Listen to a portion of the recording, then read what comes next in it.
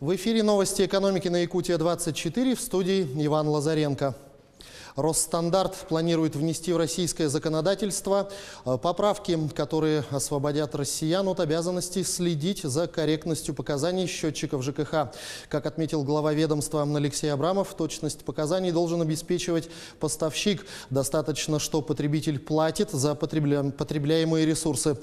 Вместе с Минпромторгом, Минстроем и Минэкономразвития мы будем в этом году инициировать поправки, которые полностью освободят граждан от того, что уже известно как поверочное рабство, обязанности следить за корректностью показаний приборов учета коммунальных ресурсов.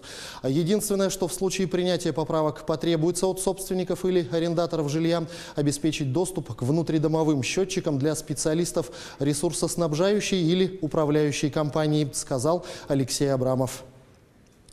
Банк России в 2018 году направил в правоохранительные органы сведения о выявленных 168 организациях и интернет-проектах, имеющих признаки финансовой пирамиды. Отмечается, что все материалы по выявленным пирамидам переданы в правоохранительные органы, включая информацию об организаторах пирамид, которых удалось установить, и о том, каким образом они выманивали деньги у граждан. Всего за период с 2015 по 2018 год Банком России было выявлено более 685 организаций и интернет-проектов, имеющих признаки финансовой пирамиды. На 2019-2021 годы дальневосточным регионам будет выделено более 3,5 миллиардов рублей в виде субсидий на создание комплексов, обеспечивающей инфраструктуры туристских кластеров. За счет такой поддержки государства в 24 кластерах должны появиться новые комфортные гостиницы, кемпинги, кафе, прокат транспорта, то есть нормальная полноценная туристическая инфраструктура. Региональным властям нужно отремонтировать существующие объекты, привести в порядок коммуникации, обеспечить по возможности транспортную доступность к местам, которые интересны туристам. Словом, привести кластеры в нормальный цивилизованный вид, чтобы у наших и иностранных граждан было желание приезжать и отдыхать, отметил на прошедшем совещании с вице-премьерами председатель правительства России Дмитрий Медведев.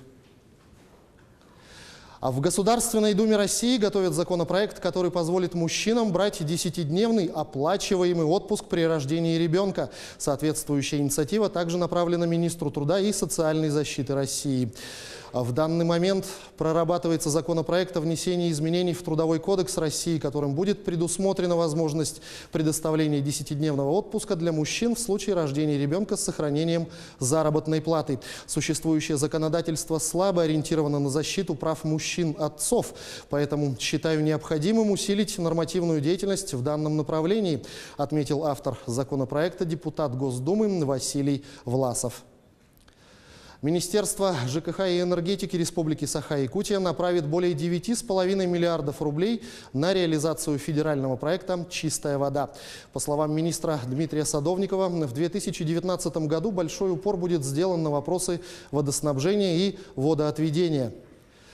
Будет разработано и положено начало реализации региональной программы «Чистая вода» с привлечением средств федерального бюджета, государственного бюджета Республики Саха-Якутия и внебюджетных средств. Целевая задача – 76% населения республики обеспечить качественной питьевой водой из систем централизованного водоснабжения к 2024 году, отметил министр. В рамках программы в 2019 году начнется строительство и реконструкция водоочистных станций в Вилюйской группе районов с привлечением средств компании «Алроса». Также планируется модернизация систем по реконструкции сооружением водопроводно-канализационного хозяйства города Нерюнгри.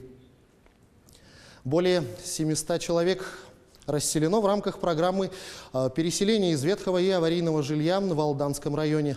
С 2019 года в Якутии начинается второй этап ликвидации аварийного жилищного фонда, признанного таковым с 2012 года по 2017 год. Это более 3,5 тысяч многоквартирных домов, в которых проживают 61 тысяча якутян. Алданский район предварительно заявил о сносе и расселении около 550 ветхих домов на общей площади 180 тысяч квадратных метров. метров. Это наибольший объем ветхого жилого фонда в республике. Заявки от муниципальных образований находятся на рассмотрении в Минстрое Якутии. Всего же с 2019 по 2024 годы планируется ликвидировать 920 тысяч квадратных метров аварийного жилья на сумму 61 миллиард рублей. Компания «Сахаэнерго» обновила парк специализированной техники новыми бензовозами, буровой установкой и автовышкой, а также вездеходом. Техника поступила на производственную базу и уже распределена между районами обслуживания. Транспорт уже направлен в Среднеколымский и Нижнеколымский район электрических сетей. Вскоре отправят технику и в Алекминский район. На сегодняшний день компания ведет плановые поставки топливно-энергетических ресурсов по мере открытия зимних автодорог в обслуживаемых районах.